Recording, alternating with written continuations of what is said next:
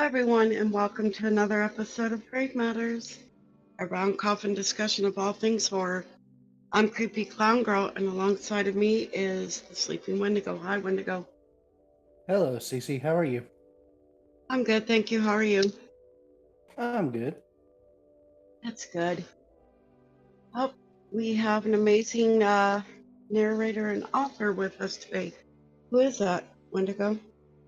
So, for tonight on Grave Matters, we have Nathaniel Nelson. Welcome, Nathaniel. Hello. Hello. Hey, Nate. How you guys doing? Good. Doing good. Hello. So happy to be here. So happy to have you here. I see Patience in the chat. Hi, Patience. You're welcome. Hi, Patience. Lovely Miss Patience. A lot of egg fondling tonight. Yeah, you know it. You guys know it. Egg fondling? Egg fondling. Yep. Oh, you don't know about that one? Oh, Lord. No. Inside joke. It's a corruption of the title of my book. It's some kid I knew in high school started calling my book Egg Fondle, and I started using it online, and now it's kind of a thing. Oh.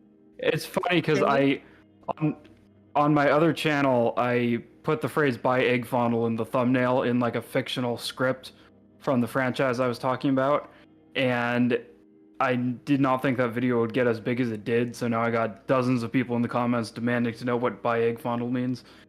I googled "buy egg fondle" the other day, and I found a thread on 4chan of all places of people trying to figure out why my thumbnail says "buy egg fondle." Very funny. So I guess it's spreading. Going viral, are we? Yeah, I guess so. Goodness. This is gonna be interesting. First time I ever wrote on 4chan, it was about egg fondle, so if you Google egg fondle, you'll get a lot of Nate. This is true. And some other stuff you probably don't want to see.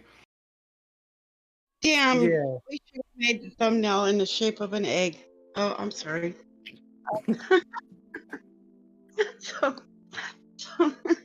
I'm sorry.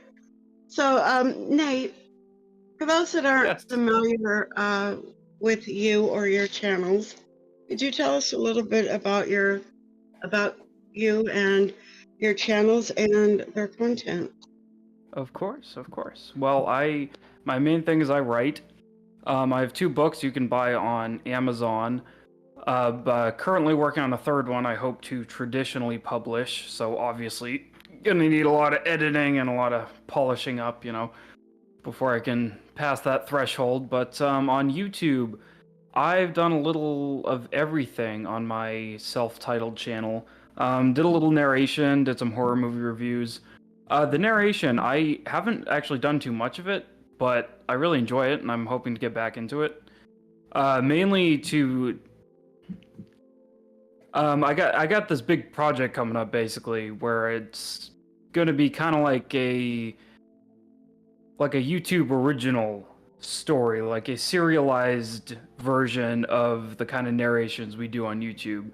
So that will be on this channel, and I'm really excited about that one. Haven't really announced it yet, but that's what we're gearing up for and why I'm still plugging away at this channel, though it hasn't gotten a lot of traction recently, but that's on me for not doing too much with it. Because my other channel, I have another channel that's not horror based, and it's not about narration. It's mainly about media discussion, and that recently blew up, and I actually hit 1,000 and got monetized shockingly quickly. Honestly, I didn't think the video that blew up was honestly all that good, but people liked it, so I have been focusing on that one. But I definitely want to get back into the narration of it all, because I'm just starting to realize how much I enjoyed doing it.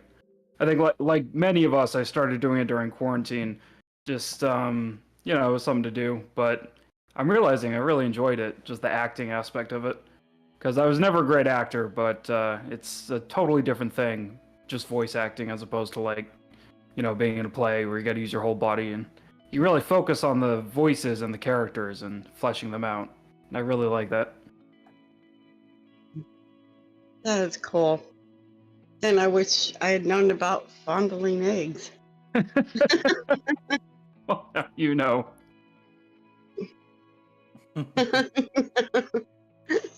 So how often do you... Never mind. Okay. That's awesome. Moving right along. All right. I have to get back to Grave Matters. I accidentally clicked TDNs, the Dark Narrators.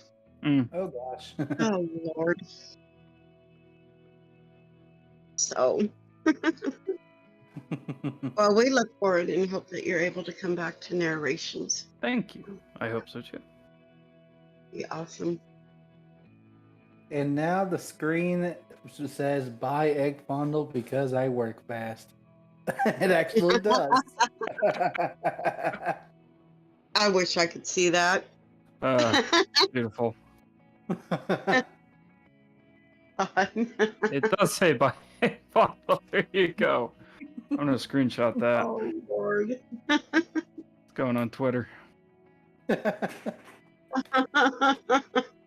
Hilarious. It's funny that the guy who started saying by Eggfondler, he was a friend of my brother's. I barely ever talked to him, but he was like really into my book for some reason. I don't think he even read it. Just like the concept of me having written a book, he was really into it, and he started making memes of it. And so I put him in my second book as a character, just like kind of as a thank you, because the by Eggfondler thing has actually worked the way I hoped, but didn't actually think would happen. You wasn't expecting it to go as far as it did, but I was not. It's on 4chan now, and Lord knows what that's gonna end up as. That might end up being some very questionable things on that. Yeah, I'm hoping it stays on that one thread. But none of them even knew what it meant. So they actually, a few people on there said they had found my Twitter, but they still couldn't figure out what it means. So I guess it's like a word of mouth thing. Next Question, thing do you know, you have notes? do Huh? what? I would love to have a t-shirt. You can get one. Actually, that's Awesome. not true. Not yet. Someday. I Nate. do have Mackenzie Weaver merchandise, but no by Eggfondler yet. Oh. I know. Someday. The color of the shirt should be yolk color Yep. with an egg on it, and then That is Yeah. a good idea. That's a good idea. yeah. You You know how got many the shirts little- and stuff you would buy? The little Just- Japanese cartoon character who's like a lazy egg yolk. You slap him on there and write by Eggfondler in Japanese or something. If you manage to do that, I would buy one. All right. I'm going to hold you to that. Me too. I'm so there. All right. I'll get right on that. Oh my god, this could be great. Raven Yeah, for real. Raven said, "Boy just said you can get one." Actually, no, you can't. I really did. Actually, I think like years ago I had a shirt on my T-chip that said by Eggfondler, but like that was when I was trying too hard to force it to be like a viral marketing thing, and I had to take it down a notch, but I think it's been recognized now. Now that it's gotten as big as it is, you probably could profit off it. Probably. We want merch. We want merch. Like I said, I do have merch, just no by Eggfondler yet. Yeah. You could be cup number 30. Yeah. Oh Lord. I was looking at my coffee in my collection the other day, and I'm like, oh boy. Yeah. Oh, I know. I have so many of them. Just for one person, it's ridiculous. No, these are from different narrators and stuff. Right. Like I have Raven's, oh god, possum shirt. I got way back in the day. I got one of Raven's ball caps. It was white with the Raven on it, and that was a great hat. I don't know what happened to it, but it looks so cool. It's just something about just the white with the black and purple Raven on it. Really good design. But I would expect nothing less. I ordered a mug from Lady Spookaria and they sent me 2, so now I got 2 Lady Spookaria mugs, which I don't know. I hope they paid her twice if they gave me 2 of them, but who knows? I'd like to have one of her nuggy mugs. Yeah, I know. Or, just add She has got mad inside jokes for a YouTube narrator. I'm very impressed. She has what? She's got a crazy amount of inside jokes with her subs. Wow.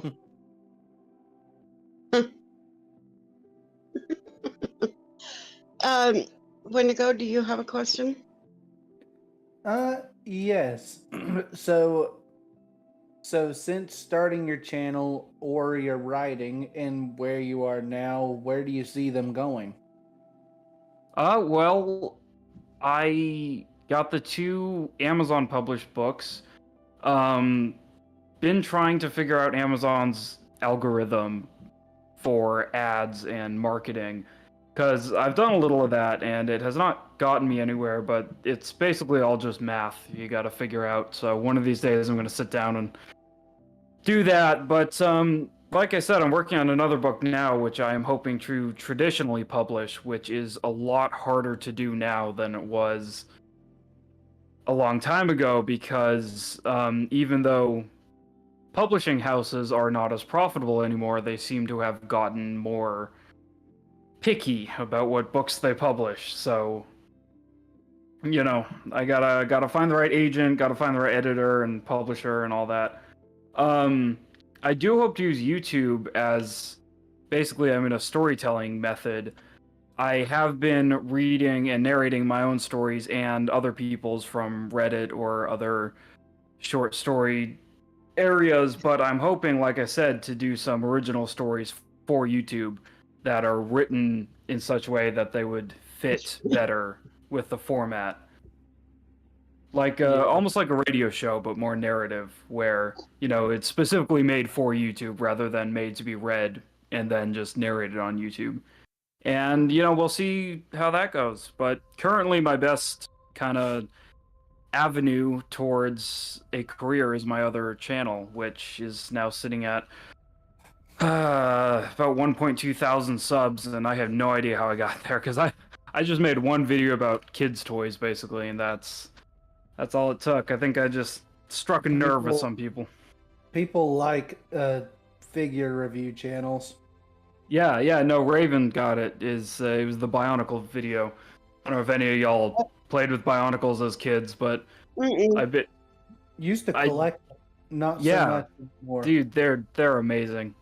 They're amazing. I love them. But yeah, I just made a video about them and like growing up and pumped in the emotions, and it took off. So now I'm doing shorts, which I'm trying to figure out how to make that into a whole thing. But shorts are incredible, because you post one and within like 5 minutes it's got 1,000 views, because they recommend the shorts to everyone. Basically, they basically force people to watch them. That's the future. I haven't got that much luck with shorts. I think the most I've had is like 200 views on the ones I've made. So I think it's all about the hashtags. Probably. I did, Raven, make Bionicle shorts. I made one teasing the video, but you are absolutely right that a lot of people sub, I'm thinking, because they thought I was going to be a Bionicle channel, which I am not, but there is definitely more to be said. And Raven goes, we should all just make a Bionicle shorts, flood the market. Let's do it. There's horror in Bionicle, there's some crossover there. Right. So what is Bionicles? It's a line from Lego, but they're not Legos. They're like buildable action figures, and the toys were really cool, but what really made it stand out was it had incredible lore and backstory behind it, and like to the point where it's surprising it was even made for kids, because it was just so complicated and also so mature. It was just really dark, And the main point of my video was there's this phenomenon that kids who used to play with Bionicles go through where they basically dream about finding new Bionicles and then they wake up and they're sad because they didn't actually get new Bionicles. But it's like a very specific thing in that community. Obviously, people have it about all kinds of toys and franchises, but it's like a very specific meme in the community of adults who had Bionicles as kids, mainly because they're not being made anymore. So we know we couldn't just walk into a store and buy them like you can with other toys we had as kids. But yeah, you should check out my video. I'm pretty proud of it. I don't think it really necessitated that many views, but I'm humble bragging over here. I hate doing that. But no, I'm proud of that video. You guys should check it out. Yeah, you should be proud of it. That video got you a lot of views. Thank you. It did. Yeah, I'm still tripping. Dude, I'm still tripping when one of my videos hit 1K. So I'm still tripping over that. Hey, dude, that is nothing to, what's the phrase? Nothing to sneeze at? I don't know. I haven't gotten over like 100 views on my personal channel, so don't worry. It's just none of us can compete with Bionicles, you know? Those fans are rabid. They are rabid. I guess at this point, maybe I should just start a second channel with Bionicles. Hey, that's a thought. Yeah, that is one seriously dedicated fan base of adults right there. They're nuts. Another highly dedicated fan base I could think of is the Transformers fan base. Yeah. I've got a few comments on the video talking about how, Transformers is just as good as Bionicle, and they have the Transformers dream or whatever, which is, that's fair.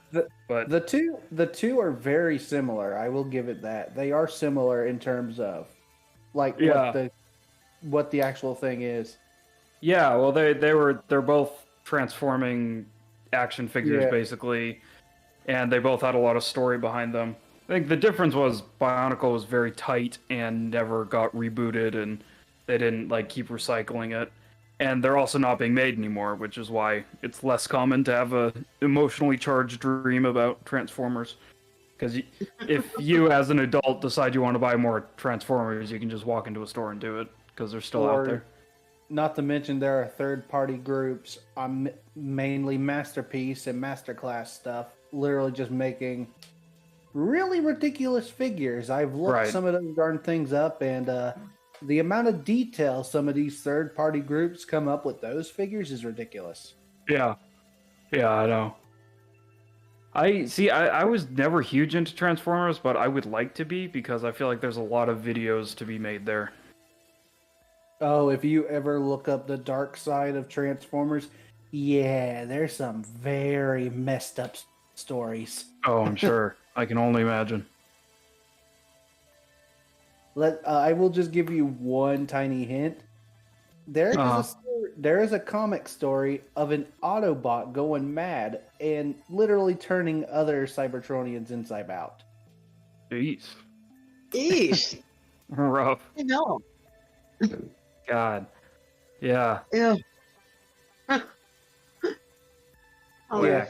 Very, very dark. That's what I love about certain kids' media is it doesn't patronize. Like, Bionicle, obviously, but the 2003 Ninja Turtle show was so dark and so complicated. And you look at the rating, and it's rated for kids as young as 8, and it's like, they know 8-year-olds are not stupid, and they know 8-year-olds don't want to watch Dora. It's like, kids need to have complicated media, or they're gonna grow up and not like complicated adult media. Which I guess most of the popular media for adults is not much more complicated than kids' media, but that's just where we're at right now. I mean, then again, we got stuff like Criminal Minds and stuff, which is, I'd say, semi-complicated. Right. Well, it's dark, but it's not, Yeah. Not a lot of lore behind it. Yeah. I like Matthew Gray Goobler. Yeah. Spencer Reed. I don't think I've ever seen Criminal Minds. It's not bad. That's not the one with Ice Cube, is it? Nope. So Nate, growing up, who or what would you say has been your biggest inspiration in writing? Well, I hate to choose the most obvious answer, but definitely Stephen King. Well, okay, hold on. My dad first, obviously, because, he's a very successful writer, and I tried reading his books often as a kid, but they went way over my head because they're all historical and very smart. But aside from my dad, of course, Stephen King, because I grew up in Maine, and it's Stephen King country up there. In fact, Stephen King is the only reason anyone knows Maine exists. So we have him to thank for that. But yeah, I honestly can take or leave his books. Some of his books I thought were awful. Some of them were really good. But it's mainly the main thing, and his stories generally I think are pretty disappointing, but the way he writes like horror, like scary situations, is very convincing, I think. And I also think he's gotten better over time, because I mean he's been writing novels professionally for like 60 years. And even though I think Carrie is my favorite, I think some of his later books are really top tier.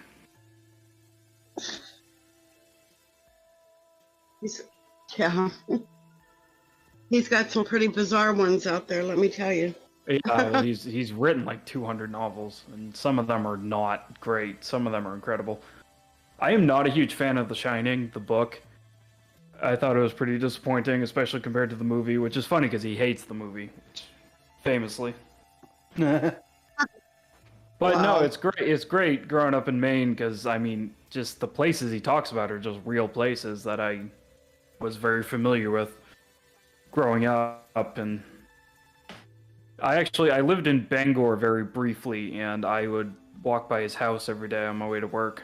And he has got a cool house. He's got exactly the kind of house you would expect. It's a big red Victorian mansion with a wrought iron gate with bats on the top. I'm not even kidding. Google it.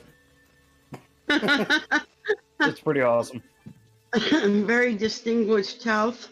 Yeah, basically. Oh, yeah, I wonder who lives here. Wouldn't be hard to find. No, yeah, it's yeah, I just asked my GPS the first time I went there, and it knew where he lived, but could have found it alone based on the wrought iron fence.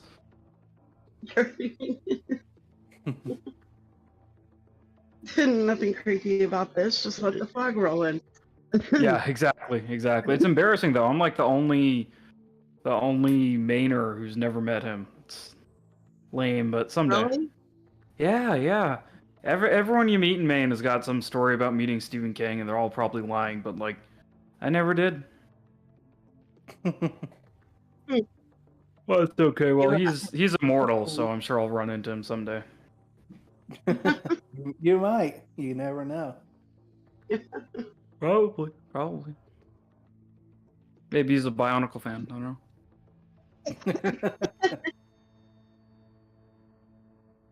Bionicle. Stephen King. My God, if he was bionic, how many stories he could write. Yeah, right. How much any of us could write. Some of those Bionicle books are about as dark as a Stephen King book. Yeah, that's about right. Yeah, they were messed up, but it was great. It's probably just different standards for kids media in Denmark than they have over here. Yeah, it's kind of America in terms of television is more. We got to make it extremely kid friendly, while every other country is like, let's have some dark and grainy humor in here and see what happens. I know. It's embarrassing. I mean, I'm not saying, kids should be watching zombie shows or anything, but like everything, we got Paw Patrol over here. Like that's like the same age range as Bionicle was meant for. It's like the difference is they didn't patronize the kids. Yeah, and I don't know. I mean, like I'm not a parent yet, and everyone says you do your best parenting before you have kids, but I don't know. I feel like if you don't test your imagination as a kid, then you are not going to have much of an imagination when you grow up. Exactly. So when it comes to writing, what would you say is your strongest and weakest parts of it? That is a good question. Strongest and weakest. I don't know. I think I would say am good at writing dialogue because I keep it very realistic, but I definitely think other people would say the opposite, that if you get too realistic with your dialogue, it just not interesting, because it's usually people just talking in real life is not as interesting as it sounds in the movies. But I love in movies and books when characters, like, talk like real people and they don't always have something clever to say and they're not always in on the joke and they stumble over the words, which I really appreciated about the movie and the book The Graduate, which struck me when I first read it because the characters would like mishear each other and like say what, and like they took up time and space on the page with characters repeating themselves, and I always love that because it's like that's how people really talk. And it's not a superhero movie, it's like this is about normal people, so let them talk normally. So I try to keep my dialogue realistic, but I'm not sure what, potential agents are going to say about that, because that's not the standard. Maybe it should one of these days. I'm saying, hopefully. It probably would be. It probably would Okay. be easier. It probably would be easier to read through a story if it was like people speaking naturally instead of what they are in movies and stuff. Right, exactly. And also, like, having your characters be too good at stuff makes them not relatable. And that doesn't just go for them being, like, talented and hot. It's like them being clever and always knowing the right thing to say. It's like they lose some humanity if they're never screwing up their dialogue or sticking their foot in their mouth. Yeah. Almost Like- mechanical. Huh?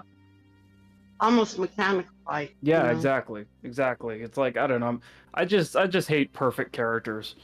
Like your characters can be talented or attractive or, really smart, but like there's too many characters who are just perfect at everything. Right. It's old. I don't like. Like, I'm writing a fan fiction, and because I did go to summer camp, so I'm using a lot of, my memories and what, it was like for me to do so, and Uh-huh. I think my dialogue is back and forth to, people talking, Yeah, that's how it should be. You're like, the most important element of writing characters is making them, if not relatable to the reader, then at least feeling like real people. Like the character or the reader doesn't have to be able to relate to them like they've had all these same experiences, but they have to be able to feel like they're real people and get, kind of caught up in the dialogue to the point where it feels like you're listening to people talk. Yeah. because that you like certain stories that you can hear, or read, you can put yourself there, Yeah, those are the exactly. ones that I really enjoy as well. Exactly. And you gotta be able to wonder, like, if, like, what you would do if you were in the character's shoes. And if the character is just perfect in general, then it's like, all right, it's not even worth thinking about. Yeah. Exactly. What would you say is your weakest parts? I guess pacing, I would say. Not just with, like, a whole book, but in individual chapters, I'll, like, feel the story start getting revved up, like, in the end of the chapter, and then I gotta realize it's too long and I gotta cut it and cut the chapter in half or just cut a whole bunch out, and basically a lot of stuff I hand wave that I know I'm gonna have to go back and edit later. But I'm also terrible at editing. I miss so much stuff. I had someone pay me to edit their book once, and let me tell you, I did not do a great job. So, and I've noticed it's especially hard editing your own work because you know what it's supposed to say, and you tend to read what you think it's going to say rather than what it actually says. So, you don't catch everything. I've had that happen before with one of my stories. Yeah, it sucks. It's embarrassing, but then again, I found typos in like real traditionally published books, so maybe no one knows what they're doing. Maybe. That helps, don't it? It's like good. I'm not the only one screwing up. Yeah. You know, after a while, we are just human. This is true. This is true. Last time I checked. Yep. See, what is Raven saying? I struggle with ending chapters and stories. Like, I know what I want to happen. It happens, and I'm like, do I just brick wall end it or stretch it out, make something else happen? Exactly. Yeah. Yeah, because you know the ending, but you don't know how to get there, and the more you write, the longer it gets, and you're just like, all right, let's just cut to the ending now, but you can't do that. Yeah, or you'll be writing something, and before you're even done, you'll get the ending. Like with this fan fiction I'm doing for Sabian Lockhart, Cleaving Thought for Bone. I already have the ending. I'm not even done with the story. Yeah, well, sometimes that's the most important part, but it's also, if you know the ending for sure, it's sometimes hard to get there, and sometimes you find something great that you need to keep in the middle, but it prevents the ending somehow, or it makes you have to rethink it. I think I know one of the stories I'm having problems with is I don't know how I want to end it. And it's a story I've been trying to write, and it's like, okay, I know how I wanted it to start and where the middle is, but I do not know how to end it. Right. I feel like that is an easier problem than not knowing the middle, because if you don't know the ending, you can just keep writing, and usually it'll resolve itself. Sometimes it will not.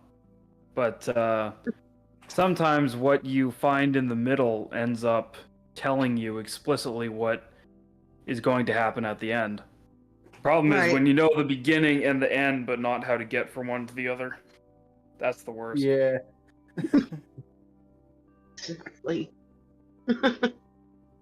Frustrating. Yeah. It is. It isn't. It is really aggravating when that happens. But when you get it done and you sit back and you read it and you're like, wow, I did that. Yeah. Oh, that's so satisfying, isn't it? I mean, that is the truth about everyone who says they want to be a writer. And I've noticed most people say they want to be a writer, and everyone thinks they can write too. But I have noticed people who say they want to be a writer but never try writing, they don't want to write a book. They want to say they have written a book, which is something very different. Yeah. I honestly didn't know if I wanted to write until CC got me to write a story for a collab, and I've been working on writing ever since. Yeah. Well, it's addicting, you know. Especially when, man, I have so many projects going on, especially with my other channel now, but and I never find time to write, and I always got to like force myself to. I'm like, I really don't want to get into this right now. I got a bunch of stuff to do on YouTube, but man, the moment I sit down and just like write one sentence, I just like forget about everything else I wanted to do, and it's just I just get sucked right back into it, and it's great. And that's why like the best cure for writer's block is just writing one sentence. Like, it doesn't even have to make sense. Just like write the next sentence, and then the sentence after that will be so much easier. Yeah. And then it just snowballs. That kind of happened with what? Oh, go ahead, CC. That's why my poem War's Dream took me 5.5 years to write. Wow. It's like, just start with that one sentence. Well, if it makes you feel better, that is a third the amount of time since the last Game of Thrones book came out. So, you're doing better than George R.R. Martin. I was like, everything just had to, a little bit would come here and there, and then it's like, it fits now. Yeah. And like Sabian says, let the characters create the story. Exactly. It's all about the characters. Mm-hmm. That I have this debate with my aunt often, who's a professor and is probably the smartest person I know, but she says it's all about plot. It's all about plot, and I say it's all about characters, because without a character, there is no plot. And, you know, people get too obsessive about plot. You know, Stephen King said about plot, he said in his book On Writing, he said, writing a book is like excavating fossils, and plot is like a jackhammer. Right. Because when you get too into the plot, you just like, you blow off every other element, like the characters and the actual writing itself. And if you don't know the characters well enough, then you force them to act uncharacteristically for the sake of driving the plot along, and that is just a terrible mistake. That's true. Yeah. The characters have to naturally drive the plot, or not the plot, but the story, by being themselves and acting as they will. And too many writers, even like, you know, big writers like in Hollywood, will just have characters do or say whatever just because the plot demands it. Yeah. What kinds of, can you look at, an experience in your life or something that someone else has gone through? Would you say that that's had a huge impact on your writing, or it has inspired you to write your stories? Something in my life that's inspired me? Or, how you see, something that may reflect, like for the first time you get cotton candy at a carnival, do you remember back on memories like that? And yeah. Let me think about that for a second. So much is inspiring. I mean, like, God, if you know where to look, anything in life can inspire a story or inspire elements of a story. And that is, that's it's kind of always on my mind, like, what, on a subconscious level, like, what am I seeing today? What am I doing? That can be a story, or not even a story, but a part of a story or a character trait. And again, going back to that, it's all about the characters and making them well-rounded. And your question, I feel, couldn't even tell you what inspires me in real life, but that would be a very good question to ask yourself as a writer about your characters. What inspires them? Because the worst kind of character only exists for the story, and it's like they didn't exist before the plot started. You gotta... I keep running into this. It's funny. Perfect example. I find myself often in books referencing my characters' cell phone backgrounds, which seems very specific, but it's like that. I feel like you can tell a lot about someone by the wallpaper on their phone. And I realize when I mention my character's phone wallpapers, it's always like something plot relevant, or like relevant to like the one major character trait they have, which is not how people are. Like people exist, I mean, for their entire lives. Like, we've all existed for several decades, and we can have a big event that could be a story, but like that's not going to eclipse everything. Right. Yeah. It's like Marty in Back to the Future. Like, the whole story is about him time traveling, but he didn't give a second thought to time travel before the events of the movie, so he would not, define himself as a time traveler. Like, that's not his whole thing. And he didn't have a cell phone, but if he did, the background would not be a time machine. Definitely. Which is ironic because I've known a lot of people who had the DeLorean as their phone background.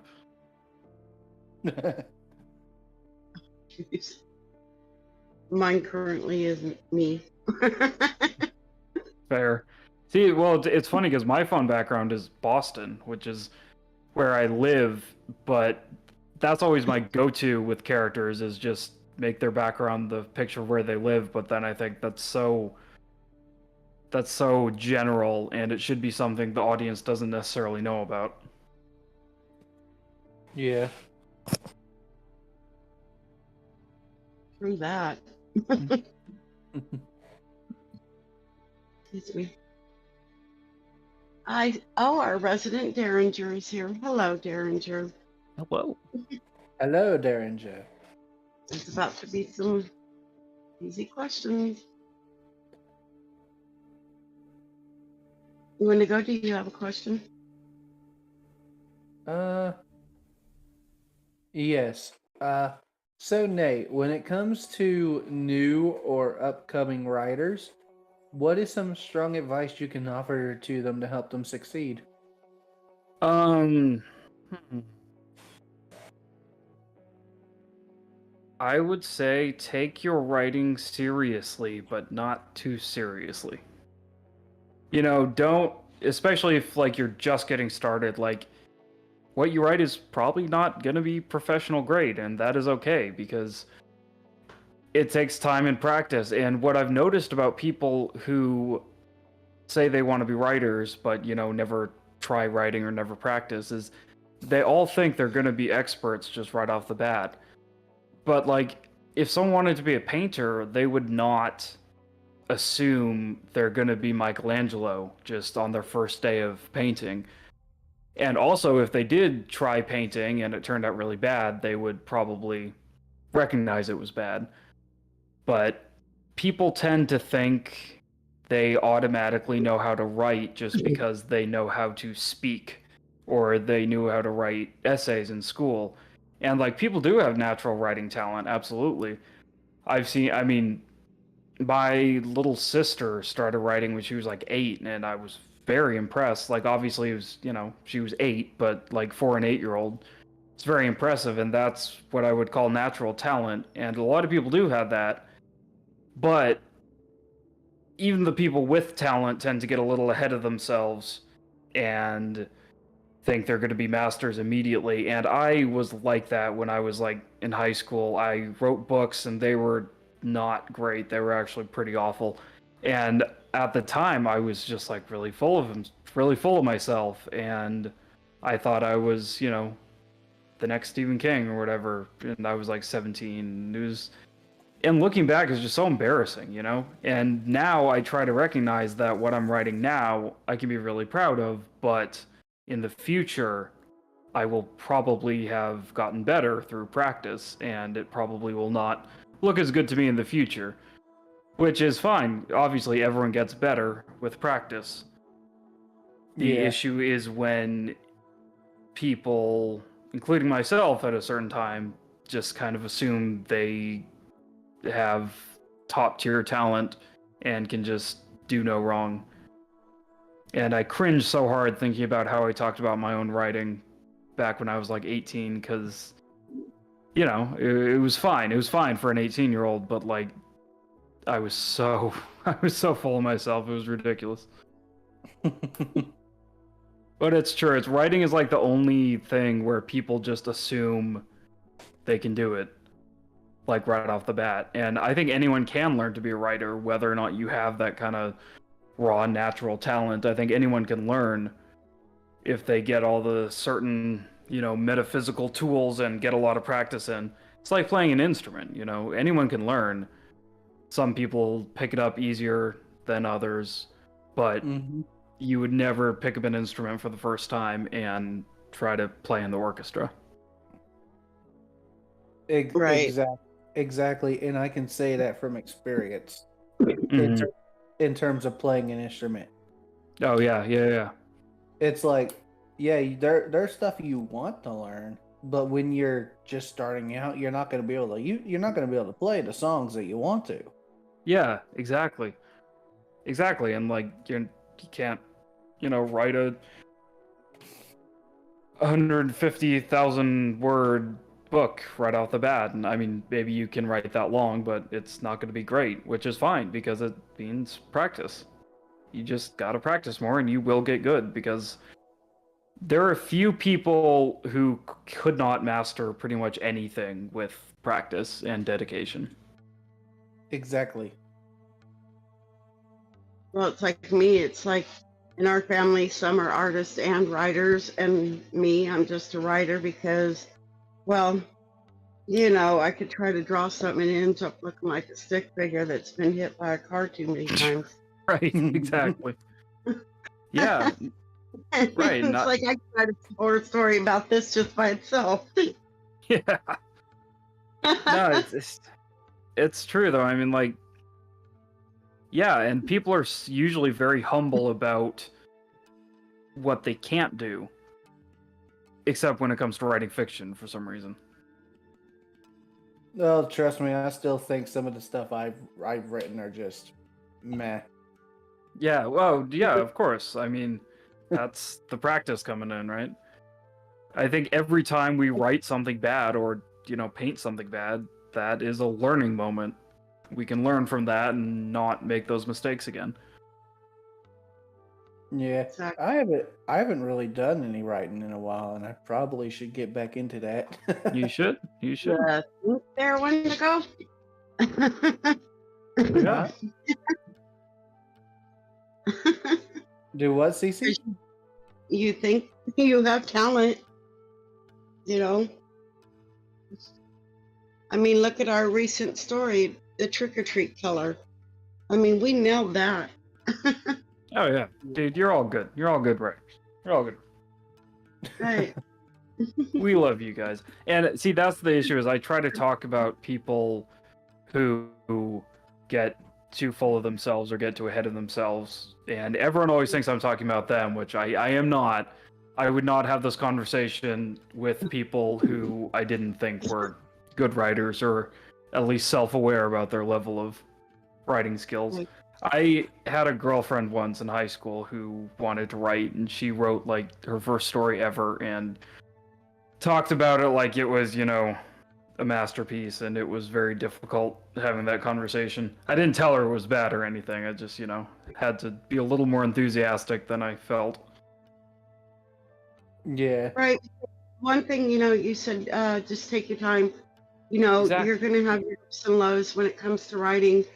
And, like me, I get frustrated because I'm visually impaired. So when it comes to writing, it's like it's all there, but I just can't put it down.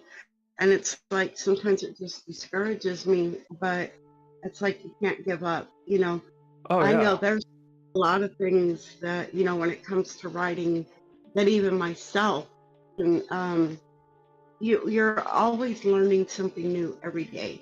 100%. And you're done, it comes up at you, and it's like, no, you're Yeah, yeah. You thought was perfect when it's an A, Exactly. Yeah, and Yeah. I mean, it's Go ahead, Nate. the benefit of hindsight. Like we will, like I was saying, like certain things we were really proud of, we can look back and dislike, and that can feel very discouraging when you're writing and realizing that your future self might look back and think it's not good. But honestly, like I'm not embarrassed by the things I wrote back in the day that were not good. I'm embarrassed by how I thought they were like the best thing ever, and I was so, prideful about it. And that's what's embarrassing. But like your future self will not be embarrassed that practice made you better. They will look at something you're writing now and think that's not as good as what I can write now, but that just means that I was dedicated and practiced and have gained more skills because of it. Exactly. And I think the worst thing that anybody can do is try to compare yourself to someone else. That's true. We're That's not true. all going to be Stephen King. We're going to be Exactly. Bram Stoker. You know? Oh, exactly. Um, Yeah. I mean, everyone's different. I mean, if any of us were suddenly writers on the level of Stephen King in terms of like fame and success, we would still be very different writers than him. Right. If we had exactly as many fans and as much money as him, we still wouldn't be writing the same books, and that's what makes us worth reading, is that we're not, no one wants to read two separate books that are exactly the same by two different guys, Right.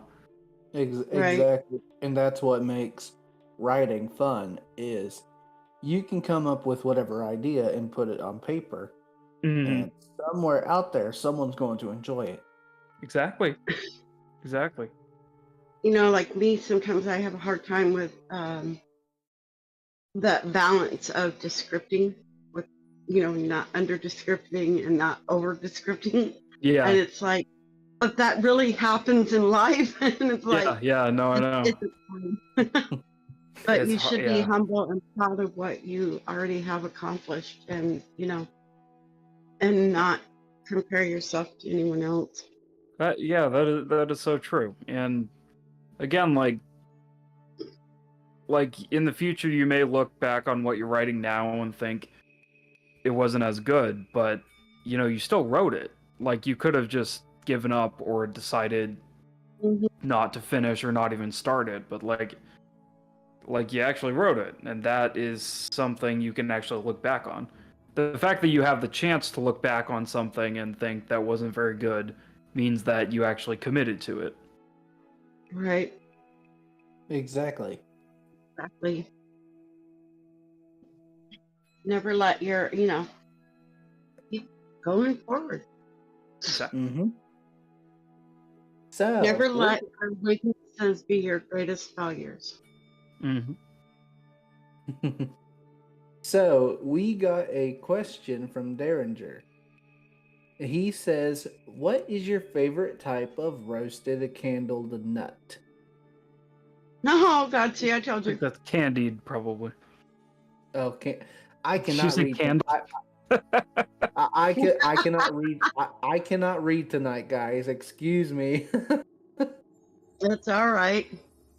It's candled. Yeah. Hey, I love me some candied.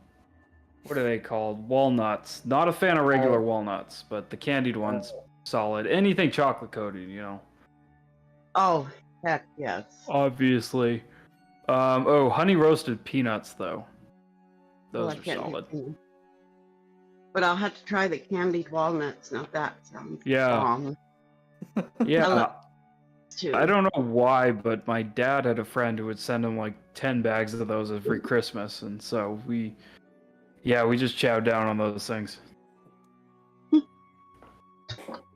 Anything chocolate. Oh yeah. Except peanuts. Except peanuts. It's like a peanut M&M, right? Well, kind of. I can't say that because I love turtles. Yeah, that's fair. Turtles. Anything with toffee, I love. Oh, I make toffee every Christmas. It's great. It's literally just sugar, water, and butter, basically, but it hardens and becomes just incredible. I love toffee. I know. Have you ever had chocolate-covered gummy worms? Gummy bears. No, that sounds horrible. That sounds horrible. No, it came out when oh god, here we go. That Wizard Kid came out. What was the name of that?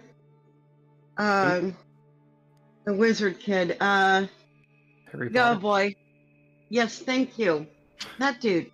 And that dude. Sorry, yes. Anyways, oh, that's right. Didn't they have Harry Potter jelly beans, and some of them were like disgusting? That is something like that. But they had memory you just unlocked. They're called Muddy Bears, and they're actually really, really good. Oh, it does sound like the kind of thing that sounds gross, but actually tastes good. You may have to try those. What I have had is vodka-soaked gummy bears. Oh. What? Oh, yeah. Yeah, Yeah. if you don't want to be, Never- if you don't want to be conspicuous. Never even heard of those. Yeah, it's a thing. It's a thing. They don't taste like much, but they get the job done. I've had tequila, no, moonshine soaked cherries, and that's really good. Yeah, Mm. I love cherries.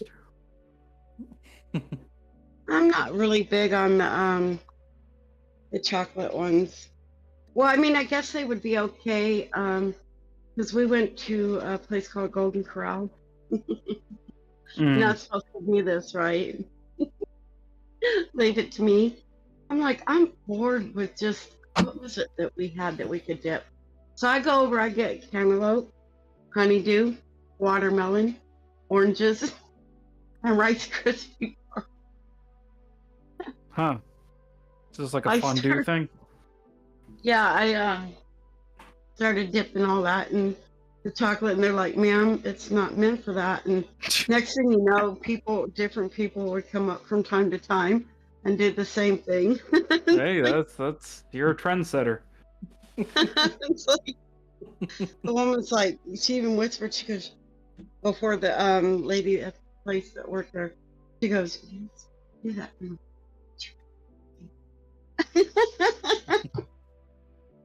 Love Oh, it. that was bad. Don't try this at home, kids. Derringer says, "Why does the screen say buy Eggfondler?" Google it. Google it. Oh God, I'm not. Derringer goes, "Do you wish for me to fondle your eggs?" Not particularly, unless you're gonna buy my book, in which case you can do whatever you want.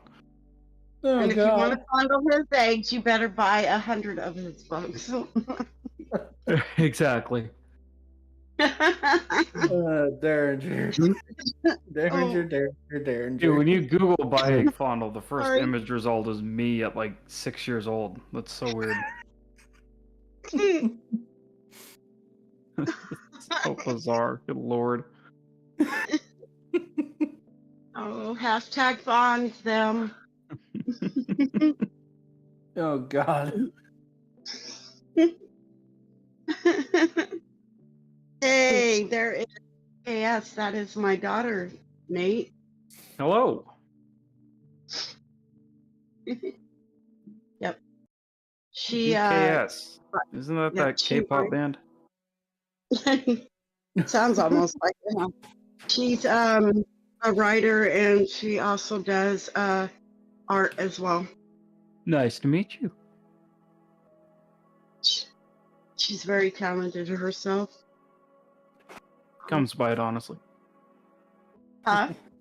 Said she comes by it honestly. Yes. She's very talented. I'll just show you some of her work. Yeah. So totally. Nate, I gotta ask this question. You've been a bad boy. Seriously. Huh? You've What? been a bad boy. Me? And What did I do? yeah. Well, see, we'd like to know what you did, because you committed a crime and now you're on death row. Oh And we boy. want to know, Not before again. you're executed, what would your last meal be, and how would you want to be executed? Oh boy. So what did a bad boy Nate do? Last meal, Well, my first thought is like 100 tacos, but like wouldn't want it to be anything where I get stuffed and then I feel sick, because like I mean, you might as well, but like, you want to go out still enjoying the meal, still feeling satisfied but not sick, Also, if they give me the electric chair, I don't want to like blow up or anything because I'm so stuffed with tacos, but tacos is definitely a prime contender. Or maybe, maybe I'll have like a rosebud moment and just get like the most simple option, like pepperoni pizza. Oh. Something simple. Or maybe I would have pufferfish, because it can kill you when you eat it, and like if I'm gonna die anyways, I might as well, have bragging rights. Yeah, but what'd you do to get on death row? I don't know. What did I do? Did you steal somebody's roller skates? I mean, did you push Pearl down? Probably not. Honestly, Probably not. Honestly, I'm wanting to know why you said not again. Well, I've lived a complicated life for a 24-year-old.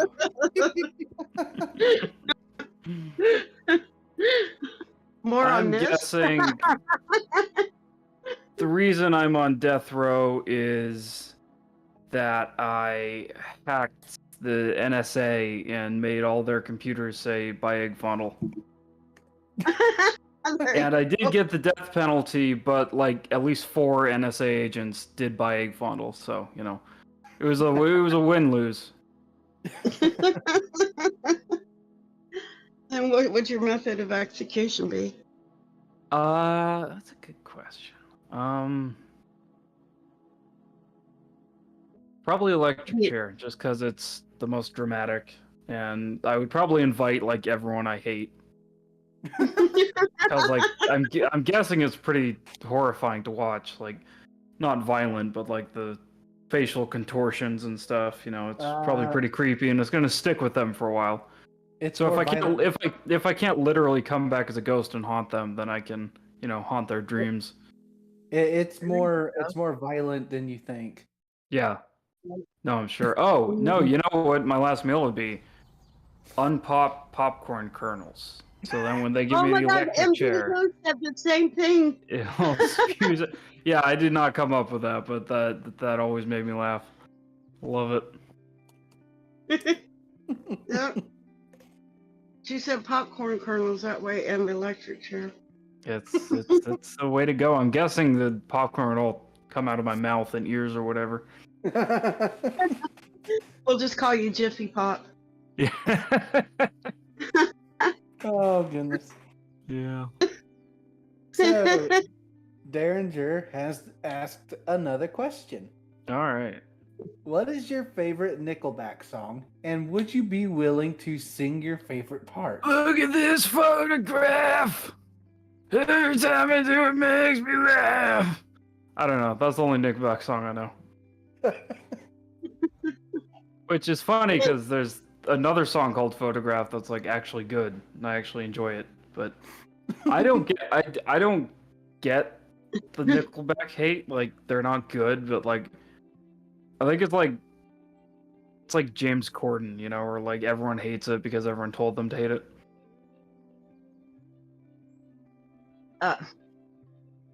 That's redonkulous. I don't know. Don't always have to follow the pack. Exactly. Oh, that's funny. So what is your kind of genre of music? Or, I mean... little everything. I guess if I had to pick one, I'd just go with classic rock, but I listen to my liked playlist on Spotify, which has over 1,000 songs of every different genre. And I was listening to music out loud at work, and my boss was walking by, and he heard my playlist switch from Welcome to the Black Parade to the theme song from Lord of the Rings. And he was like, that is the biggest tonal shift I have ever heard. Like, yeah, that's pretty much it. I'm a big fan of musicals, not all of them, but like just like the core few that everyone knows. I love me a good musical. Me too. I like all genres of music except the certain rap. Yeah. It's like you don't have to do degrading, music. I just can't stand it. I like some rap, but it's not my first choice in genre. Rap and death metal are like kind of hard to listen to for me. I don't know why. It's just yeah, that's fair. I like metal. It's the screamo that's like, all right. Yeah, some metal songs I can listen to, but the ones that go really big into the screaming, I'm like, I can't do this. Yeah. Yeah. It's Swamp like, Dweller does that. There's like one or two of them that I'd like, okay, it ain't bad. With like maybe one scream in the song. right. But the main genres I listen to is mainly country or rock. Huh. You a big country guy? Mm-hmm. I guess I'm not a huge fan of country, but I do live in a country, so that's got to count for something. Oh my goodness. That's perfect. Thank you. I'm feeling very clever tonight. Now I got that song stuck in my head. Thanks, Nate. Like Now I'll be singing Photograph all night.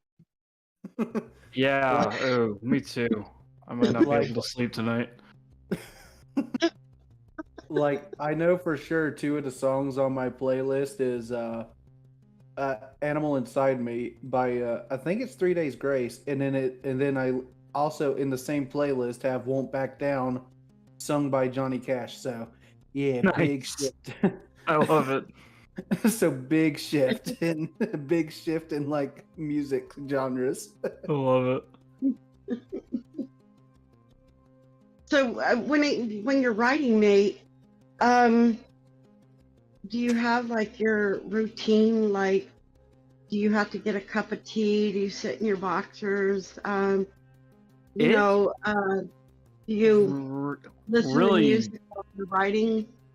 It really depends. I mean, because like writing is something I can do anywhere because I just have my laptop. So like, if I am at home for a long period of time, I'm probably going to be doing YouTube stuff. But like, sometimes before work, I work at a coffee shop, so I'll go in a few hours early with my laptop and just sit and write. No real like conditions have to be met. Sometimes I'll listen to music, sometimes I do not. Usually I prefer to be drinking something, just, so I can pause every half hour and look over and realize I had coffee that's now cold, but like still need my caffeine, so. Sounds like Raven. Of course exactly. But I do get free unlimited drinks at work, so it's solid place to do some writing. Starbucks, here I come.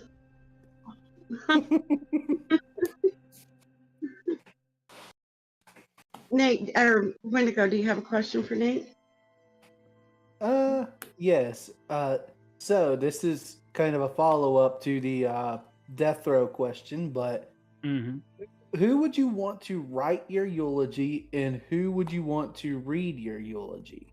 Oh, well, It read. I'm gonna go with the obvious answer and say Morgan Freeman. Nice. Possible. Well, yeah, he's just like one of the most iconic voices ever. Morgan Freeman, maybe Samuel Jackson. I don't know about writing. I don't know about writing. No, those are for reading. Reading. I don't know who I would want to write it. Probably one of my siblings, so they could admit how jealous of me they always have been because I'm the smart and attractive one in the family. So I would be hovering nearby as a ghost, just like, yes, I finally got you to say it. That would be very satisfying, and then after I hear that, I can finally move on. Raven says your brother is a good offer, though. Just saying. He is. And he doesn't do writing stuff on YouTube. He does animation, but both Raven and I have narrated some of his stories. He's very good at that. What's his name? His name is Jonathan Nelson. Can I send links in the chat? Is that possible? I think you have to be a mod. Okay. Well, everyone go follow him on YouTube. He does animation. He's great. It's his handle is at JOFIN 9000. Oh, Raven said he'll put it in the chat. Yeah, like I said, he doesn't write or narrate on YouTube, but if you guys like animation, he is up and coming, to say the least. He got mad talent. Would you like to see what, I mean, because to me, you know how, like Stranger Stories way back when, I love stories that have animation to it. Oh, yeah. Totally. Yeah, it's just so much fun. I Would you know. like to have any of your stories animated? He actually, I don't know if any of you can picture it, but the animated intro to my videos on this channel, he did that. It's like got all my characters in a kind of creepy environment. No. I love that animation. He did that a few years ago. He's gotten even better since then, but top tier. Oh, nice. Yeah, we love it. We're hoping to collab somehow. Maybe not on this channel, but he animated the teaser for my Bionicle video on my other channel. He animated the Bionicles with hand-drawn animation. It was pretty solid. Oh, awesome. Yeah, he's great.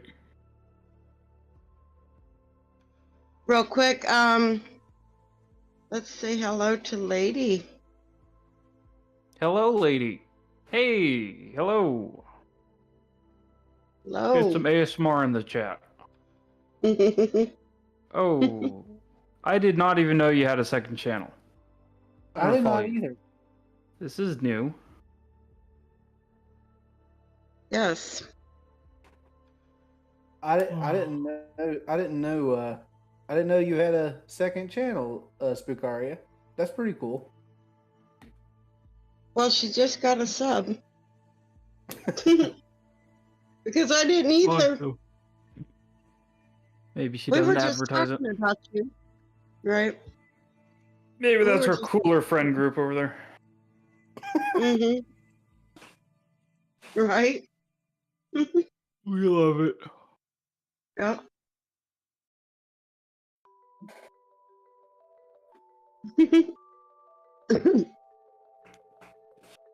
That's cool.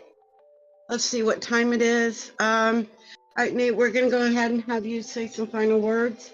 And then we'll have Wendigo, and then I'll close. Well, we do have a few more minutes.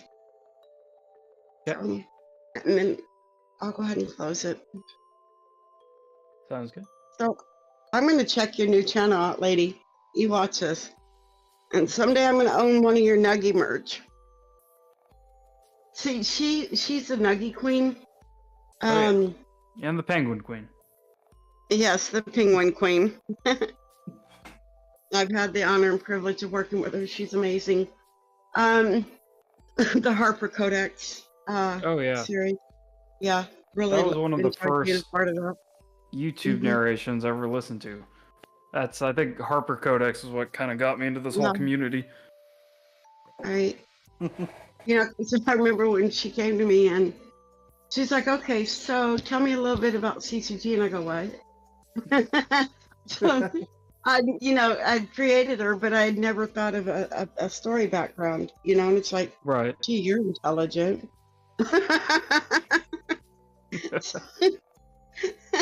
She got me to thinking, and it's like, oh, cool. Yeah. But see, she loves chicken nuggets, and I'm probably going to gross a lot of people out, but if anybody knows me, my thing is I go get a fully cooked bag of chicken strips, Mm-hmm.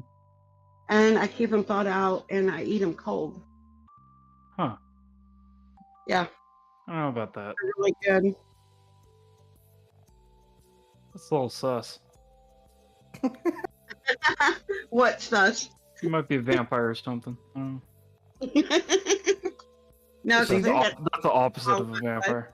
She did say fully cooked, so it Yeah, can't really be. that's fair. That's fair.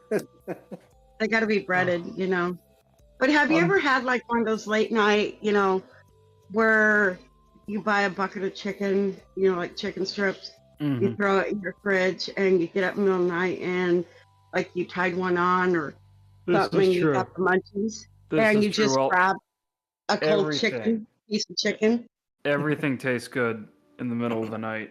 I mean, it is a pretty common practice to eat handfuls of shredded cheese right out of the bag when it's 2 in the Right? morning.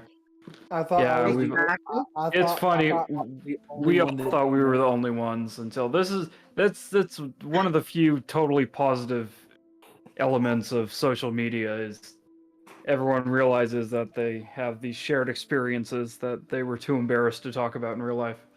I guess Right. humans. I guess humans are more in terms of behavior, more or less the same than we This want is to true. think. This is true. Right. Gotta have my cold chicken strips. I just do. Of course. I'm doing tacos tonight. It's very exciting. Oh, have some for me. Yeah, of course. Yum. I will Can't make really, all you guys tacos. Oh, can't really have tacos. No? Tears yeah, me they apart. don't. Huh. They do not settle good with me. I cannot eat them, or else I am not going to be feeling well. I I don't can know make what it just cheese tacos. Just cheese tacos. That's pretty tame. Okay, Yeah. bye, lady. See you, lady. That sounds so rude, but lady Scaria. All right. Good night, lady, and have a great stream. Have a blast. Thank you for stopping by. See ya.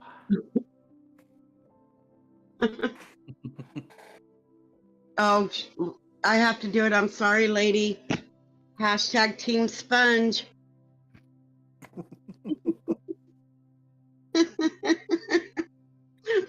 We'll discuss that later. So we'll go ahead and let you say some final words, Nate, then Wendigo, and I'll go ahead and close the show. Okay. Ooh, final words. Pressure. Well, buy Eggfondler, obviously. Yes. If you Get the guys are word. interested in more media discussion outside the realm of horror, my other channel is called Rico Talks. Rico, R-I-C-O. And that is my main focus currently. But again, this June, I'm going to be debuting my serialized story on this channel. And I have not been putting a lot of effort into getting new subs for this channel because I figure by that point I'll be able to advertise it on my other channel. But I am very excited about that serialized story, and I'm not giving out many details now, but I will be in the future. And I hope I will be able to post a few more narrations and maybe even some horror reviews on this channel, because I don't want this channel to die, because I've had a lot of good times with it. Even if I'm very low in the sub count, we've had a lot of fun here. Just make sure to subscribe to both of them. Exactly. Keep your eyes and ears open for more to come from Nathaniel Nelson. Exactly. And don't be shy. Lots of Hit that shorts. subscribe button. Wendigo? So I would like to thank everyone in the chat for being here. Thank you, Nathaniel, for coming on to the show. We Oh, really cool. need to get you on here again. Oh, please. Thank you. I love doing this. Thank you, Cece, for allowing me to be a part of the show, and thank you, Raven, because without you, we would not have the show. So, like Wendigo just said, thank you, Raven, because it is true, without you, Grave Matters wouldn't exist. Thank you to Patience for letting us have them every week. Thank you, Wendigo, for being here every week with me. You're awesome. Thank you to everyone in the chat. Nate, thank you so much for coming on Grave Matters. Awesome interview. Love to have you back in the future. I would love to be back. Oh, can't wait. So next week we are going to have Director Void on. The week after that we are going to have open show night, 8 Central, 9 Eastern, as usual, called A Grave Patty's Day. And then for the last 2 shows of the month, we will be taking a 2-week break, and we will see everybody back in April. So look forward to Director Void and A Grave Patty's Day. So until then, remember, stay frightened. And if you do listen, the graves always whisper. And once you join the collective, you can leave Nevermore. Good night, everyone.